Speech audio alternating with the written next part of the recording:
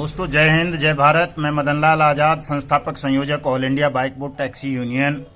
आज दिनांक 3 सितंबर 2020 को आपके समक्ष प्रस्तुत हूं राजधानी दिल्ली से कुछ खास समाचार आपको बताने के लिए और एक दो अपील आपसे करने के लिए अपने 30 सितंबर 2020 के सत्याग्रह आंदोलन के संदर्भ में।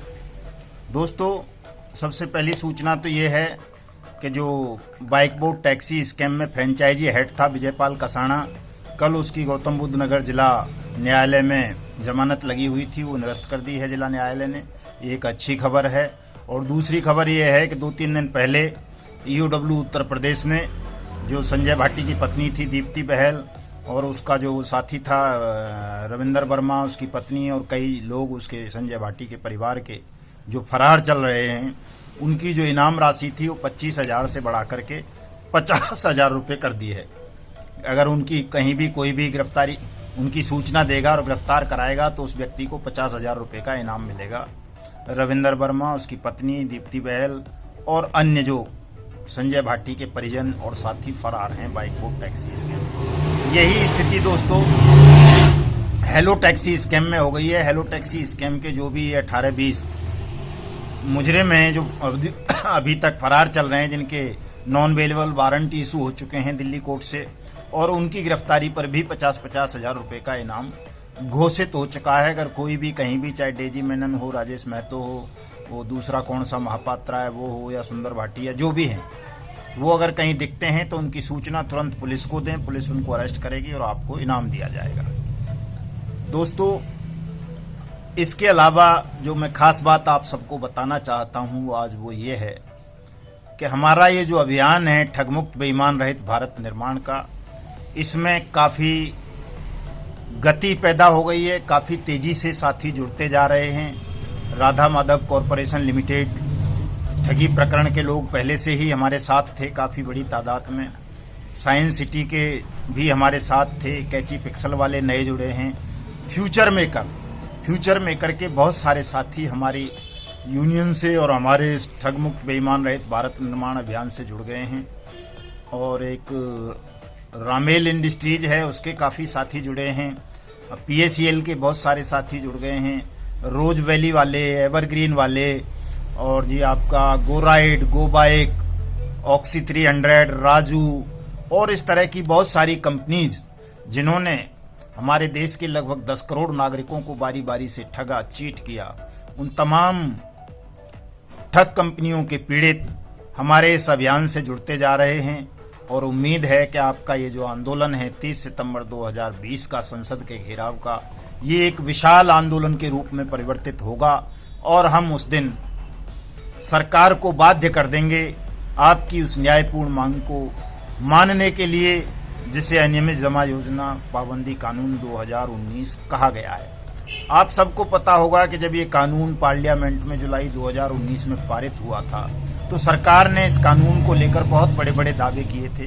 हमारे मेंबर पार्लियामेंट्स ने भी बड़ी उम्मीदें जताई थीं, इसीलिए सर्वसम्मति से पूरी संसद ने इस कानून को पारित किया था।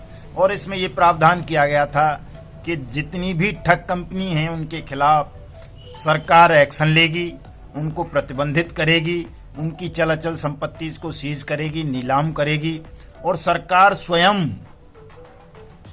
उन लोगों का पैसा वापस करेगी जो भी लोग इस तरह की अनियमित जमा योजना चलाने वाली कंपनीज हैं और वो जिनको भी ठगती हैं।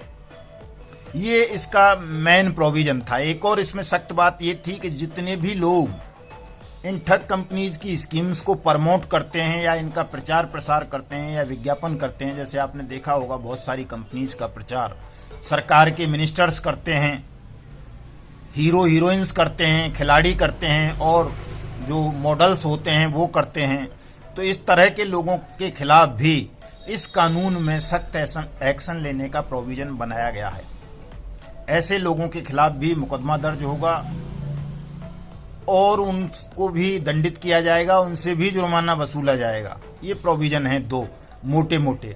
तीसरा प्रोविजन ये था कि एक निश्चित समय सीमा 180 वर्किंग डेज के अंदर सरकार इस तरह की ठगी मामलों में ट्रायल कंप्लीट कराएगी, स्पेशल कोर्ट गठित कराएगी, स्पीडी ट्रायल होगा और तमाम ठगी पीड़ितों का पैसा वापस करना सरकार की ड्यूटी होगी और ये अनिवार्य ड्यूटी होगी। ये 3 मोटे मोटे प्रावधान हैं अनियमित जमा योजना पाबंदी कानून 2019 के। लेकिन दोस्तों, बड़े दुख की बात यह है कि आज 1 साल से भी ज्यादा हो गया इस कानून को पास हुए पार्लियामेंट में, लेकिन सरकार ने इस कानून के रूल्स को नोटिफाइड नहीं किया।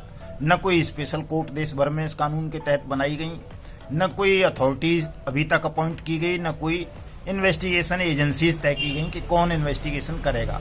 और इन बातों को भी छोड़िए, आज तक इस कानून के तहत एक मुकदमा दर्ज नहीं हुआ पूरे देश भर में। इससे सीधा सीधा इंडिकेशन हमें ये मिलता है, ये लगता है कि कहीं ना कहीं सरकार की लापरवाही है, वो ठगों के साथ मिली हुई है, इसलिए वो इस कानून के रूल्स को नोटिफाइड नहीं कर रही, इसलिए वो स्पेशल कोर्ट्स का गठन नहीं कर रही, इसलिए वो किसी भी ठगी पीड़ित का पैसा वापस नहीं करवा पा रही सरकार। तो दोस्तों, अब चूंकि ये लड़ाई हम तो वैसे ठगों से लड़ रहे थे, हमारा लक्ष्य तो ठग मुक्त बेईमान रहित भारत निर्माण बनाना था, ठगों से हमारा ये संघर्ष था। लेकिन ठगों से लड़ते लड़ते बीच में सरकारें आ जाती हैं और सरकारें ठगों को बचाने की कोशिश करने लगती हैं, षड्यंत्र रचने लगती हैं। इसलिए ये हमारी भी व्यवस्था हो जाती है, मजबूरी बन जाती है कि हमें पहले उनसे ही लड़ना पड़ेगा जो ठगों को बचाने का प्रयास कर रहे हैं, षड्यंत्र रच रहे हैं। तो अब ये जो हमारी लड़ाई है वो ठगों के साथ साथ सरकार से भी है। 30 सितंबर 2020 का जो हमने महापड़ाव संसद भवन नई दिल्ली के ऊपर रखा है, जिसे हम सत्याग्रह आंदोलन भी कहते हैं, अनियमित जमा योजना पाबंदी कानून 2019 के रूल्स को नोटिफाइड करवाने के लिए, वो सरकार और ठग दोनों से है। यदि सरकार ने आपकी इस मांग को नहीं माना, अनियमित जमा योजना पाबंदी कानून 2019 के रूल्स को नोटिफाइड नहीं किया, तो हम इस सरकार को उखाड़ फेंकेंगे। ये हमने संकल्प ले लिया है। चूंकि 10 करोड़ लोग हैं दोस्तों देश में ठगी पीड़ित, और अब तो वो जो बेरोजगार लोग हो गए हैं 10 करोड़ से ज्यादा, वो भी आपके इस आंदोलन से जुड़ना चाहते हैं। बहुत सारे लोगों के फोन कॉल्स आ रही हैं, वो भी कहते हैं कि साहब एक साथ ही कर डालते हैं, हम भी तो ठगी पीड़ितों के ही बच्चे हैं, ज्यादातर उनमें से भी किसानों के हैं, मजदूरों के हैं, आर्मी पर्सनल्स के हैं, इस तरह के ही हैं तमाम बेरोजगार जो शिक्षित युवा बेरोजगार है, वो भी आपके इस आंदोलन से जुड़ना चाहते हैं। और 30 सितंबर 2020 का ये जो आपका आंदोलन है, ये एक ऐतिहासिक आंदोलन होने जा रहा है। बहुत सारे लोग इससे जुड़ रहे हैं। आज के इस वीडियो संदेश के माध्यम से मैं विपक्ष के उन लोगों को भी, और जो लोकतंत्र का स्तंभ है चौथा मीडिया, उनको भी एक चीज बताना चाहता हूं। हमारे राष्ट्र कवि रामधारी साहब दिनकर साहब ने ये लिखी थी, समर शेष है नहीं पाप का भागी केवल व्याध, और जो तटस्थ हैं समय लिखेगा उनका भी अपराध। दोस्तों, सरकार तो अपराधी है ही, उसने ठगों से पैसे खाए हैं, जो आपकी मेहनत की कमाई को ठगों ने लूटा, उसमें से एक बड़ा हिस्सा सरकार में बैठे हुए बेईमान मिनिस्टर्स, बेईमान ऑफिसर्स और प्रधानमंत्री तक गया। इसलिए सरकार न अनियमित जमा योजना पाबंदी कानून 2019 को नोटिफाइड करना चाहती है, न ठगों की प्रॉपर्टीज को सीज और नीलाम करके आपका पैसा वापस देना चाहती है। सरकार तो दोषी है ही है ठगों के साथ साथ, लेकिन जो विपक्ष में बैठे लोग हैं, जो सरकार पर दुनिया भर की उंगलियां रोज की उठाते हैं, उन लोगों को भी हम निरपराध नहीं कह सकते, क्योंकि इन ठगी प्रकरणों पर कोई भी विपक्ष का नेता या मीडिया मुंह नहीं खोल रहा है, जबकि उनका धर्म था, फर्ज था, कर्तव्य था कि जिन ठगी प्रकरणों में हमारे देश के 2 लाख से ज्यादा सैनिकों को ठग लिया गया हो, जिनके शरीर के खून को निकाल करके बाजार में बेच दिया गया हो, जिसमें करोड़ों किसानों और मजदूरों की जिंदगी को तबाह कर दिया गया हो, उन ठगी प्रकरणों के खिलाफ विपक्ष के लोगों को बोलना चाहिए था, मीडिया को इस पर डिबेट्स करानी चाहिए थी, लेकिन उन्होंने अपने कर्तव्य से विमुख होकर के इन तमाम चीज़ों को उपेक्षित रखा, नेगलेक्ट किया, किसी ने भी इस तरफ ध्यान नहीं दिया, और मजबूरन ये लड़ाई तमाम ठगी पीड़ितों को स्वयं ही लड़नी पड़ रही है। अब आप सब लोग एकजुट हो जाएं और 30 सितंबर 2020 के सत्याग्रह आंदोलन को इतना ऐतिहासिक, इतना जबरदस्त आंदोलन बना दें कि देश के तमाम पॉलिटिकल पार्टीज, पार्लियामेंट में बैठे हुए मेंबर पार्लियामेंट और सरकार, ऑफिसर्स, मीडिया आपके इस जलवे को, आपके इस अभियान को, इस आंदोलन को देख करके शर्म से पानी पानी हो जाए। दोस्तों, आपकी एकता, आपके संगठन में वो शक्ति है जो न केवल सत्ता को हिला देगा